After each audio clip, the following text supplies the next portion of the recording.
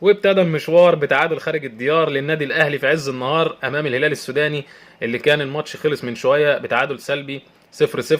كنا نتمنى ان احنا نكسب المباراه، ولكن قدر الله ما شاء فعل، الظروف الماتش حكمت بكده. اللعيبه عندها تشبع كروي بلغه الكوره كده، عندهم همدان كروي، عندهم كده احساس ان ايه، ان احنا مش قادرين. ده بيوصل للعيب الكوره بعد البطولات الكبيره، ثالث عالم وافريقيا لسه لحمه في افريقيا اللي بعدها العشره وال11 ورا بعض. ف واللي غير المنتخبات والمعمعه اللي كنا شايفينها الفتره اللي فاتت. عموما قدر الله ما شاء فعل.